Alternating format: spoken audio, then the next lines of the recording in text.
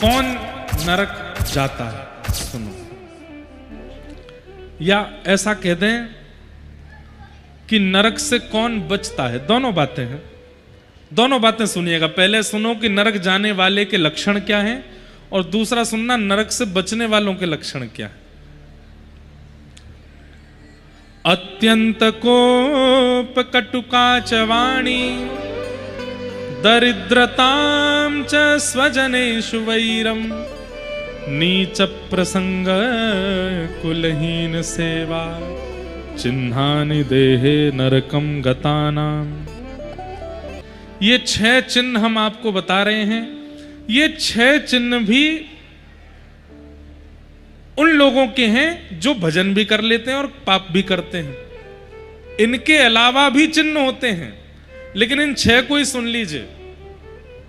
पहला, अत्यंत कोप, भयंकर गुस्सा, अनकंट्रोल्ड क्रोध जो करता है, जिसके सामने पूरा परिवार, खानदान, पत्नी, बच्चे सब डरते हैं कि उनको ये बात पता नहीं चल जाए, क्यों नहीं तो फिर कुछ तोड़ फोड़ मचाएंगे।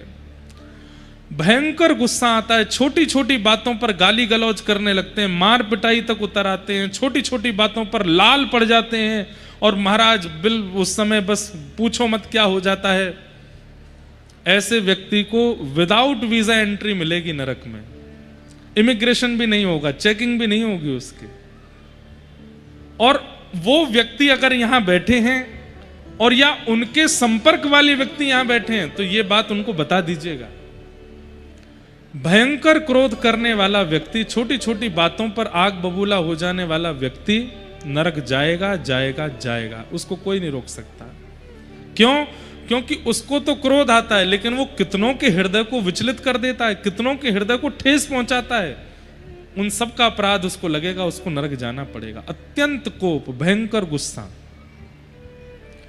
क्रोध करने वाला व्यक्ति नरक नहीं जाएगा, भयंकर क्रोध करने वाला जाएगा। इसलिए कहीं बच्चे कल ही मां से कहने लगे, देखो मार रही हो आप, कल महाराज जी ने कहा था क्रोध करने वाले नरक जाते हैं।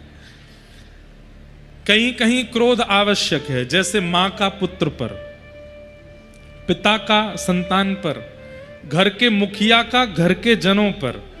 उनको संभालने समझाने के लिए बोला जाए, थोड़ी बात संकेत में कह दी जाए, इतना क्रोध चलता है। पर क्रोध में कुछ भी कर देते हैं, सिरफिरे हो जाते हैं। ऐसे लोग नरक जाएंगे ही जाएंगे। अत्यंत कोप। दूसरा, कटुकाच वाणी। किसी से भी बोलते हैं तो बिना व्यंग के नहीं बोलते, ऐसा ही बोलेंगे कि सामने वाले को थोड़ा खराब लग ही जाए। कई लोग ऐसे होते हैं, हम जो होते हैं मुंह पे बोल देते हैं, हम नहीं मन में नहीं रखते बातों को। ऐसे लोग नरक जाते हैं, जो होता है मुंह पे बोल देते हैं।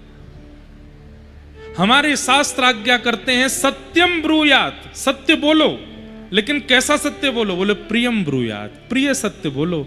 जो सामने वाले को कष्ट दे ऐसा प्रिय, ऐसा नहीं बोलना चाहिए। कड़वी वाणी बोलकर के जो दूसरों के हृदय को दुखी कर देते हैं, उन्हें भी नरक जाना पड़ता है। आपको पता है कि वास्तविकता क्या है, फिर भी आप उससे ना बोलो। कटुकाच वाणी। तीसरा, दरिद्रतांच। मेहनत करने पर जो मिलता है उसमें संतुष्ट नहीं होते, सदैव असंतुष्टि बनी ही रहती है। उसके पास जो है ये मेरे पास क्यों नहीं है, इसको जो मिल गया ये मुझे क्यों नहीं मिला, इसको मुझसे बेहतर कैसे मिल गया, इसके पास ये कैसे आ गया। जो दूसरों की उपलब्धियों से सदा अपने उपलब्धियों को कोसते रहते हैं, ऐसे लोगों को दरिद्र कहते हैं। और एक बात और सुन लो, ये आसन जो है ये दरिद्र आसन है। ऐसे बैठने वालों को दरिद्रता आ ही जाती है, सीधे बैठ जाओ। इसको दरिद्र आसन बोलते हैं। ऐसे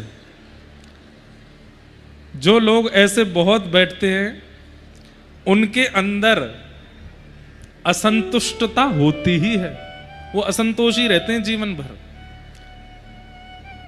इसलिए इस आसन में नहीं बैठना चाहिए। हाथ पांव दर्द कर रहे तो इधर उधर हो लो, लेकिन इस आसन में मत बैठो। एक दो बैठे थे तो मैंने संकेत कर दिया है। दरिद्रताम च, ऐसा नहीं है कि आप दरिद्र ही हो जाओगे, पर हां धीरे धीरे होने प्रारंभ हो जाओगे, धीरे धीरे लक्षण आने लगेंगे असंतुष्टि के।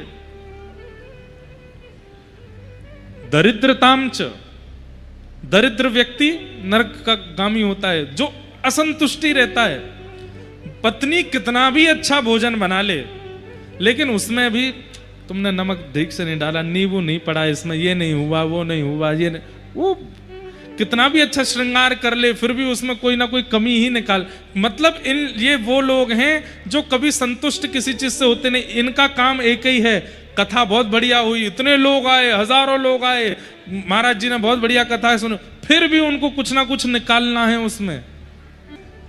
ऐसे लोग जो असंतुष्ट ही रहते हैं, दरिद्र, इनको नरक जाना पड़ता है। क्यों? इनके लिए कुछ भी कर लीजिए, ये कभी प्रसन्न ही नहीं होते।